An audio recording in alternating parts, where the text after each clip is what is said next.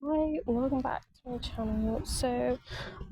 I literally announced the other day that I was filming the first time in public, but I have filmed in a park before, and I am sort of in a park. In fact, I thought I'd be more of a discreet place, but I am right by a main road. But it's okay. Could well be on FaceTime. And also, I don't really care when people look at me like they think I'm weird anymore whatsoever when I do this. I used to do my podcasts, but I thought it'd be a great time to talk about body positivity because it's just something that's gone into my head today. Because I feel like a lot of people are so disrespectful of people's not only cultural norms and physiology of any kind. I try and be as respectful as I possibly can of people's physiology, just because I know what it's like to have an eating problems. And also I just wouldn't want to make someone feel insecure in general. But I'm also it's one of those things where it's quite a personal thing, and I think it's all about how you feel internally. I think having body positivity is obviously not the same as having issues around eating and stuff. I know my personal issues around that are something completely separate and something I don't even want to address really. But I just think everyone grows up with a particular amount of validation, and I mean that more in a familial sense, in terms of how your family make you feel, or whether you feel really insecure in your body or sexualized, and that can really bring down your self-esteem massively.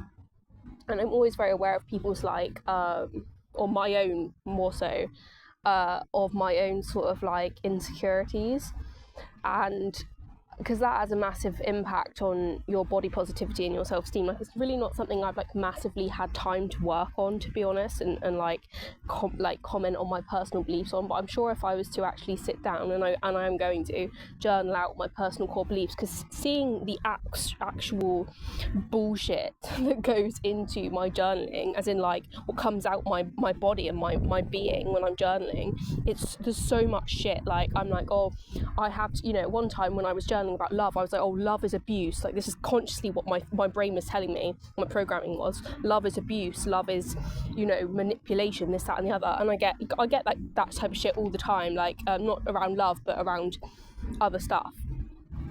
And I know for sure I've got some programming which after just to give some backstory on me, because I feel it can be kind of insightful to understand my story with it all. But I've never had good I have had a good relationship with body positivity and do as an adult, but as a child it was always not great because I had childhood sexual abuse. I always felt some level of sexualized within my upbringing, in hindsight, and I had a couple of sexual abuses when I was a child, not in my family though.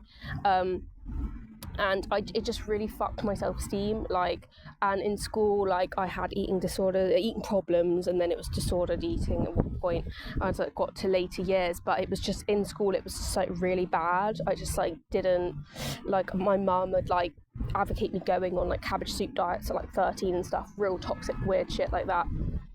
And and I look back at pictures and it's I literally was fine. There was nothing wrong with, especially as a teenager, I wasn't even particularly overweight. I don't really believe in the BMI scale, because I think at one point when you add it up to the BMI scale, I was in the obese range.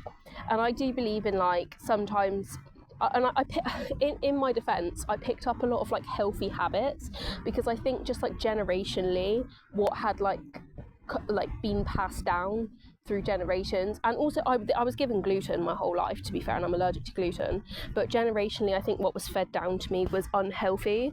My mum's European, half European descent, and my I don't know, I feel in childhood I was very much it was very much normal for me to emotionally eat and stress eat, but also because I was allergic to gluten, I feel I just ate because I knew my stomach was going to hurt. I was never really, and I think that screws up your nutritional value intake as well, because when you have gluten intolerance, it screws up your gut, and then you lose all your vitamins.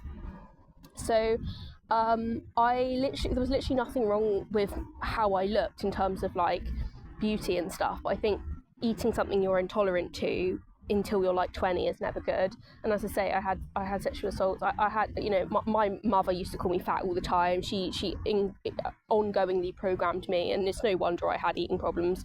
Looking back at the logistics, she always called me fat. As I say, she advocated me going on diets. She'd always like pick at what I was wearing. Oh, you're gonna wear that? Like, that's not flattering. You know what I mean? Like that sort of narcissistic mother type shit. And it was like chronic. It was real bad. Like, I had like such poor self-esteem around shit like that. And I know for a fact, because I'm 26, like ever since adulthood and I got away from that, I've really been able to, honestly, I had so much other stuff to worry about that I was very much more worried about, like my mental health, improving my mental health, and I was on medication, and I was at college, and I was doing jobs and stuff, and so it was really something that I was more interested in doing, that sort of stuff. So I kind of just didn't see, I definitely do have residual work to do around it to get to an ideal place, but it's something that I kind of have put on the back burner just because I've had like other more important stuff to be focusing on, even parenting to one degree or another, and you know, recently. And it's you know, it's something though that affects everyone, and I think it manifests in different ways. I think a lot of people are very narcissistic and insecure in their own bodies, and insecure about everything, which means that they like project their insecurities outwards on people that don't deserve to be projected upon, because they are just truly not, it's not necessary. Like, they're working from a place of ingrained inadequacy, like that's their problem, not mine, sort of thing. So they shouldn't be like projecting that shit on anyone, to be honest, because no one is averse to having like extreme like, what's the word, bad self-esteem, basically. Like, you can be like the prettiest person, like I think I'm like in society I feel like I'm a very attractive person, like, you know, even, you know, it's not from, I'm not like looking at comparing myself, because I genuinely believe every human is beautiful in their own way, but it's like, even by society standards, I would say I'm a very attractive person. Like, I'm not gonna like not toot my own horn. Like, when I walk around, I think, oh, I'm in like a, you know, on the scale I'm pretty high up there, and I know I am. Not to be cocky, but I'm blowing my own horn, because in another life I ain't gonna have these looks. I don't mean to sound, but it was one of those things, it's one of those things that, you know, and the thing is, when it comes from men, if you're being degraded by a man, who the fuck are you? Do you know what I mean? Like, can we just reevaluate what's going on here? I'm obviously not going to take this seriously. Who are you to try and take a liberty like that? Like, we're talking small dick energy here. Like, I don't think you are in the category of men that I'll care to listen to about how I look. Thank you, and goodbye, and good night, or not, as the case may be. But anyway, it's just like, you know, this is such a thing of negging, which I realised was a thing recently, and I was like, oh no, this is not for me. Like, I don't love negging, I can't lie. It's seriously not a moment, and it's not something I can genuinely, like, there's such a thing of banter, if I like the banter, and I do it with my friends, but just like a random person that I'm like I'm just, you know, deciding whether to date and they're negging me, like, sorry. Is that like supportive, like, boyfriend material? Do you know what I mean? That is not it for me, especially when you're a parent. Like, no thank you. But I even described to him, I was like, there's a type of girl that will deal with that shit, that want that negging, because like they're insecure, so negging for them is just like basically they're part of their psychology, I suppose, because it's like inadequacy. But I'm like, when you hit the high level shit, like the women that's got self-confidence, that's actually got some value to them, some weight, shall we say, to their character, you got to start bringing up them standards, because we ain't going to deal with that shit. Like, each to their own, sort of thing. But it's like, you know, you got to pick and choose wisely, people, and I'm just like, you know, it's not necessary to it's just something that people should talk about. You know what I mean? I feel like on YouTube, because who cares about this in personal? And I don't know, sometimes I feel like I have worse and better self-esteem depending on like where I am. Like, if I'm around negative people and stuff, I feel like part of the reason I've taken to do this is just because it's like a re-triggering. It's like a past trauma shit that I've got to journal to get over. Because it really just steals your joy, because if you do fall into this toxic mentality, like, it really just makes you compare yourself to other people, and it really does just like steal your joy. And especially as someone that went really, really deep down this road. And I think the thing with eating disorders and stuff like that, just as a preface, it's not much to do with how you look. This is the misconception that people have.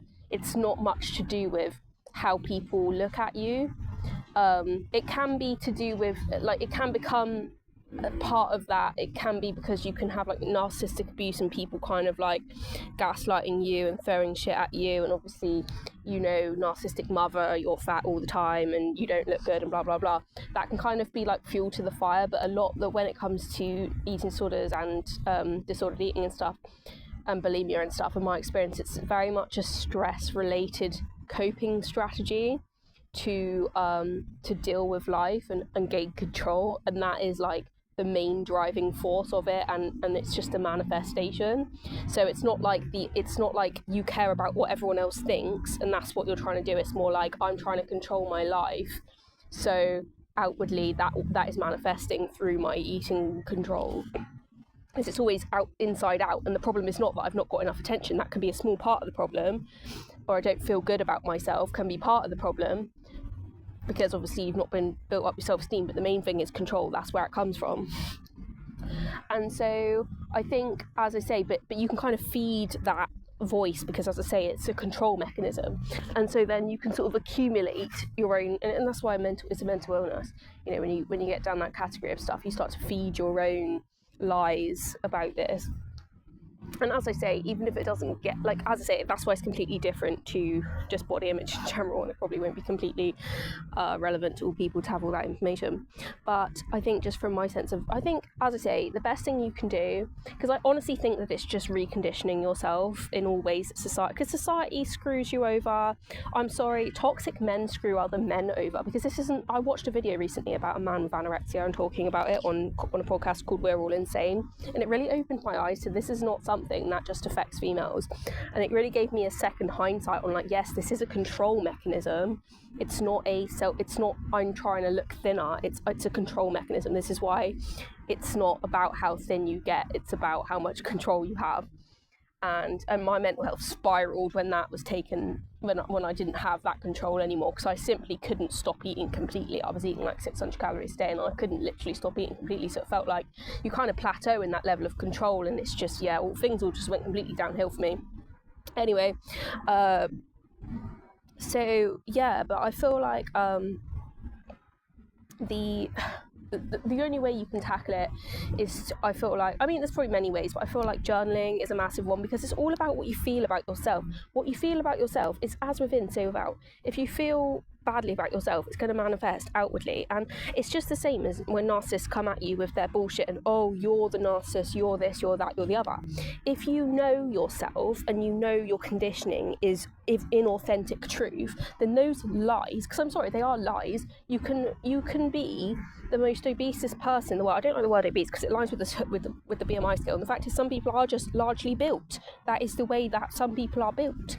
You could be the biggest built person as a female, let's just trump that societal standard in there. You're still a beautiful person. Do you know what I mean? You're still like a divine creature. That is a fact. That is a universal fact. You're a divine creature. Okay, for a start. And it's just like, you have to get in touch. It's just fear-based conditioning. Whether it's implanted by a narcissistic mother, whether it's implanted by the marketing industry. Because I think a lot of people don't actually know what it is. I mean, it's not. When it comes to a background of eating disorder, there's a lot of control shit that you probably still have to work through. So I feel like just bear that in mind, and for myself, I'll have to bear that in mind and go carefully around this subject, because obviously, because it's under the category of a mental illness, you have to tread lightly around this sort of thing. But I think in the everyday, it's just and I think a lot of people don't struggle with their body image, or they don't massively. I think everyone does to a degree. I think everyone does, to be fair, because I used to think, oh, well, no one struggles at all with it. when I had like eating problems, I just, because I had like quite bad problems at that time, I used to think, oh, no one else struggles, everyone else just finds it easy, but they don't. Everyone has some insecurities innately, and that's just human beings. But it's like, innately we are all divine. It's fear-based conditioning, whether it comes from a narcissistic parent or lack of validation, or self-perpetuated because of a control mechanism like what I was talking about. It's still fear-based conditioning, and it's lies. This is why often I used to find that when I would get drunk, none of that shit would bother me at all, because my level of consciousness had altered completely. Do you know what I mean? It's a very conscious thing a lot of the time. I mean, it's subconscious, it's very deeply rooted within the subconscious, and it's sort of ingrained in that way. But it's a very sort of like when you change your level of consciousness, that sort of stuff tends to take a back seat, because you're sort of engaged in the consciousness of the way you're going at that time.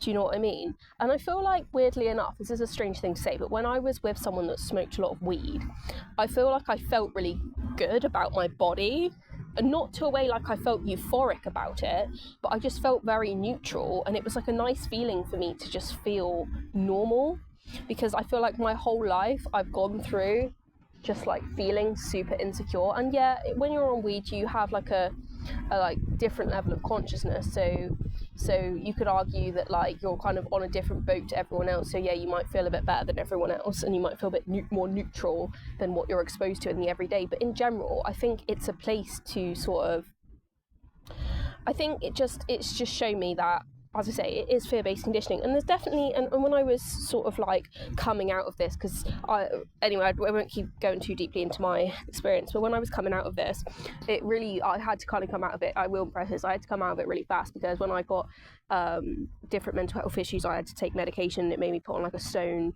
in like 3 months, or a stone and a half in 3 months, and that was like really traumatic for me, because I was used to like being like eating 600 calories a day, but I started getting like my period and stuff again, or something like that. I can't remember. Yeah, I got my period at like 18. I don't think I had my period before that.